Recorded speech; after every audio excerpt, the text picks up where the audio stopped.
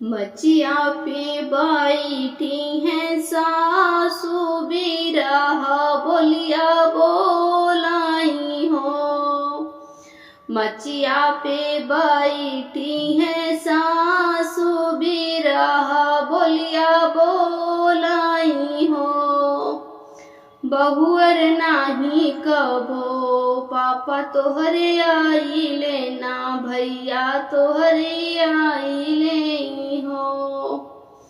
बहुअर नाही कभो पापा तोहरे आइले ना भैया तोहरे आइले हो।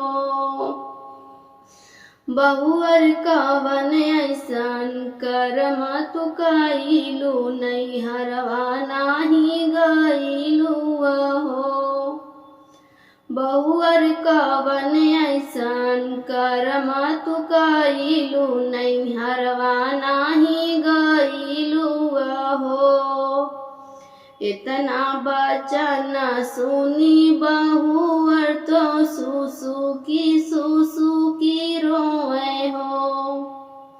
सासू बिना माई कय नैहरवा नैहरवा निका नाही लागे। सासू बिना माई का नैहरवा नैहरवा निका नाही लागे। सासू जो होती हमरी मम्मी कौठी भिजती हो। सासू जो होती हमारी मम्मी कौठी भिजती हो। सासू भौजी ना दिहिया कवरिया नैहर बिना माई कहो। सासू भौजी ना दिहिया कवरिया नैहर बिना माई कहो। माई जे होती हमारी तो पापा के भेजती हो। माई जे होती हमारी तो भैया का भेजती हो। सासू भौजी ना भेजे भतीजवा नैहर बिना माई कहो।